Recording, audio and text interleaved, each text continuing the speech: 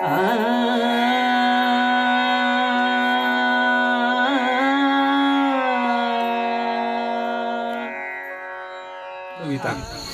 ते भाविकांची माता परमस्नेह, की तो परत्रीचा आधार, की ते विश्रांतीची थार, नाथरी अनाथांचे माहेर ते सद्गुरू जाणारे.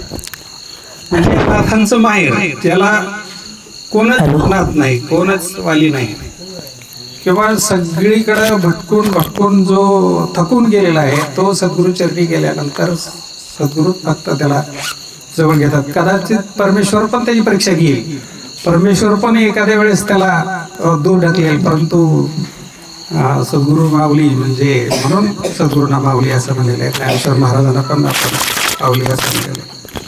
म्हणून सद्गुरूंना जा सद्गुरूशी शरण ही शिकवण आहे. पहिल्यांदा सद्गुरूंना शरण जावं. आणि दुसरं थोडं ज्योतिषशास्त्राचा पण मी अभ्यास थोडासा करतोय, तर त्याच्यामध्ये पण असं लिहिलेलं आहे ज्योतिषशास्त्रामध्ये सुद्धा, की जर गुरु किंवा सद्गुरू जर नाराज झाले तर तुम्हाला कोणीही वाचवू शकत नाही. म्हणजे तुमच्या कुंडलीमध्ये जर गुरु नाराज असेल तर मग त्या माणसाला स्पॉन्डिलिसिस होईल. स्पॉन्डिलिसिस म्हणजे कळते ना, मणक्याचा आजार. थोडं परमार्थापासून वेगळं सायन्स सांगतात. मणक्याचा आजार होईल, त्याला विस्मरण होईल, मेंदूचे रिलेटेड आजार होईल, त्यानंतर पार्किन्सन होईल. पार्किन्सन म्हणजे हात थरथर कापतात ना, पॅरालिसिस होईल. तर हे आजार सुद्धा जे होतात ते आपल्या जर कुंडलीमध्ये, जी कुंडली असते, तुमचा जर विश्वास असेल तर त्याच्यामध्ये गुरु ग्रह जर तुमच्यावर नाराज असेल किंवा त्याला ॲफ्लिक्टेड म्हणतात, दोष काही असेल, म्हणजे त्याचा अर्थ काय की आपण कुठंतरी पूर्वजन्मी गुरूंची अवज्ञा केलेली आहे, त्याच्यामुळे ही परिस्थिती निर्माण झालेली आहे. म्हणून त्यासाठी हा नेहमी सद्गुरूंशी नतमस्तक असणं, आणि म्हणून मी इथं बसायला नको म्हणतो. हे आपल्या शारीरिक दृष्ट्या पण फायद्याचं असतं, मानसिक दृष्ट्या पण फायद्याचं असतं, बौद्धिक दृष्ट्या पण फायद्याचं असतं, आणि आध्यात्मिक दृष्ट्या पण फायद्याचं असतं. ज्यावेळेस अर्जुनाला द्विधा मनस्थिती तयार झाली की हे सगळे माझे पाहुणे रावळे आहेत, माझा काका आहे, मामा आहे, माझा पितामह भीष्म आजोबा आहेत, माझे भाऊ आहेत.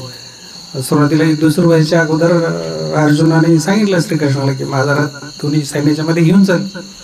आणि तिथं रथ आणल्यानंतर मग बघितलं तर सगळे पाहुणे रावळे नातेवाईक सगळे दिसले, आणि अर्जुनाच्या हातातलं जे गांडीव आहे ते गळून पडलं, आणि त्याचे हातपाय थरथर कापायला लागले, अंगाला घाम सुटला. आणि मग अर्जुनाने सांगितलं की मी काही युद्ध करणार नाही, कारण सगळे माझे नातेवाईक सगळे शत्रू आहेत. आणि असं आपल्या त्याचं पुढचं भगवद्गीता काही सांगत बसत नाही, परंतु तो जो प्रसंग आहे भगवद्गीतेमधला की तो आपल्याला कसा लागू पडतो हे आपण जर बघितलं तर आपल्यालाही आपल्या आतमधले जे विषय आहेत ते अतिशय जवळचे असे वाटत असतात. मग काम, क्रोध, मद, मत्सर, लोभ, दंभ, संशय आणि चिंता हे 8 विषय समर्थांनी सांगितलेले आहेत. आपण जनरली आपली ओळख जी असते ते 6 जणांबरोबर असते, पण 2 ॲडिशनल त्याच्यामध्ये आहेत, संशय आणि चिंता. ते म्हणजे ह्या 6 जणांचे आई आणि वडील असे तिथं सगळ्या विषयाचा जन्म होतो. तर हे आपल्या अत्यंत जवळचे वाटत असतात. लोभ अतिशय जवळचा वाटत असतो, मोह जवळचा वाटत असतो, काम जवळचा वाटत असतो, पैसा सुटत नाही, मोहमाया सुटत नाही. आणि हे सगळं ह्यांच्याशी मी लढू कसा, हे सोडू कसा, हा प्रश्न माणसाला निर्माण झाला असतो. त्यावेळेस हा सगळा जो विषयाचा संभार आहे ह्याच्यापासून बाजूला निघणं, आणि आतमध्ये जो श्रीकृष्ण जो आहे, जो आत्मा आहे, तोच आत्मा आणि परमात्मा ह्याचं कनेक्शन जोडलं जाणं, ह्याच्यासाठी एक युद्ध करावं लागतं, त्याच्यासाठी काही तप करावं लागतं. त्याच्यासाठी जे आपले जे पंचज्ञानेंद्रिय आणि पंचकर्मेंद्रिय आहेत त्यांच्यावर कंट्रोल करावं लागतं. यम, नियम, आसन, प्राणायाम, प्रत्याहार, ध्यान, धारणा आणि समाधी असा हा अष्टांग योग शास्त्रामध्ये सांगितलेला आहे. पण हे सगळं एवढं कठीण वाटत असतं. हे सगळं जे कठीण काम आहे ते सद्गुरू एका क्षणामध्ये सोपं करून देत असतात. कारण त्यांच्यावर आपण कंट्रोल नाही करू शकत. एखाद्या हत्तीला कंट्रोल करायचं म्हणलं तर नॉट पॉसिबल फॉर अस, म्हणजे आपल्याला शक्य नसतं. परंतु त्याच्यावर जर अंकुश घेऊन वाहत असेल तर मग तो आपल्याला कंट्रोल होतो. असा जो अंतरंग आतला जो प्रवास आहे तो सुकर करण्यासाठी आतला आणि बाहेरचा प्रवास याला परमार्थाची आणि सद्गुरूंची गरज असते. ज्या ज्या स्थळी हे मन जाय माझे त्या त्या स्थळी हे निज रूप तुझे मी ठेवितो मस्तक ज्या ठिकाणी तेथे तुझे सद्गुरू पाहिजे. भिंती बोलतात जास्त वेळ नाही ना. हा तर ज्या ज्या स्थळी हे मन जाय माझे त्या त्या स्थळी हे निज रूप तुझे मी ठेवितो मस्तक ज्या ठिकाणी तेथे तुझे सद्गुरू पाहिजे. याचा सिद्धांत काय? ही प्रचिती कुठे आली? भक्त प्रल्हादांना ज्या वेळेस हिरण्यकश्यपनी विचारलं की तुझं नारायण नारायण करतो तो नारायण आहे कुठं? मग त्यांनी सांगितलं सगळीकडे आहे, जळी स्थळी काष्टी पाषाणी सगळीकडे आहे. मग त्या खांबामध्ये आहे का? मग त्या खांबाला हात मारली वगैरे आपल्याला माहिती आहे. हिरण्यकश्यप म्हणजे नरसिंह अवतार प्रकट झाल्यानंतर हिरण्यकश्यपला मारला वगैरे वगैरे. तर हा साधा सोपा परमार्थ असतो पण आपल्याला तो दिसत नाही. तर ही भिंत आहे, ही भिंतीमध्ये काहीतरी शक्ती आहे म्हणून हे वरचं टेरेस त्याच्यावर खांब टिकून आहे. ह्या भिंतीमध्ये जी शक्ती आहे जिनं हे पिलर धरून ठेवलेले आहेत किंवा पेलेलं आहे ही शक्ती म्हणजे परमेश्वर. एवढं सोपं आहे.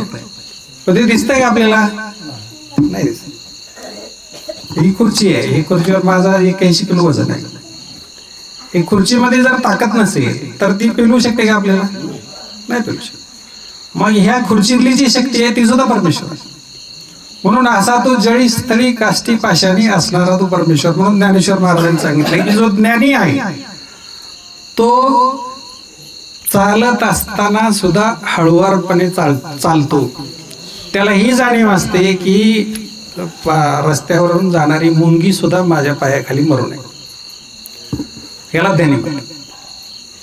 आणि इथपर्यंत ज्या वेळेस माणसाची सेन्सिटिव्हिटी वाढेल, संवेदनशीलता वाढेल, त्यावेळेस मग ज्ञानेश्वर आणि पुढं मुक्ताबाई सोपान वगैरे आहे. निवृत्ती, ज्ञानदेव, सोपान आणि मुक्ताबाई. पहिले निवृत्ती आहे, विषयातून निवृत्त झाला तर ज्ञानदेव. आणि हा जो प्रवास आहे तो सोपा नाही आहे. आणि ज्ञान मिळालं तरी सोपा नाही. म्हणून सोपा नसलेला असा प्रवास जर झाला, ज्ञान मिळाल्यानंतर ज्ञानाचं रूपांतर कर्मामध्ये होणं हा प्रवास आहे. नाहीतर ज्ञानी खूप आहेत. मगाशी आम्ही कुठे पोलीस पाटीलच होते ना?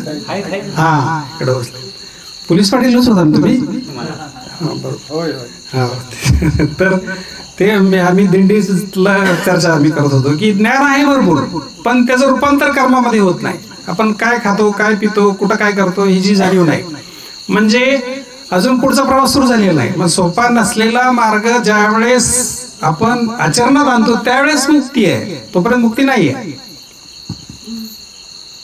फक्त टाळ वाजवत बसला म्हणजे मुक्ती मिळाली असं नव्हे. सॉरी टू से, जोपर्यंत कर्म बदलत नाही तोपर्यंत मोक्षाचा मार्ग मोकळा होत नाही. त्याच्यामुळे हा प्रवास तुम्ही सगळे ज्येष्ठ लोक आहे, कदाचित मी जास्त बोलत असेल गरजेपेक्षा किंवा तरी पण जे शास्त्र आहे, जो परमार्थ आहे, जे खरं आहे ते सत्य जाणून घेण्याची गरज आहे. काही एवढंच बोलतो, अजून रात्र जाईल सगळं सांगत गेलं तर. मला या ठिकाणी बोलवलंय, इकडं बसवलं. मला हे फार मान सन्मान मला आवडत नाही.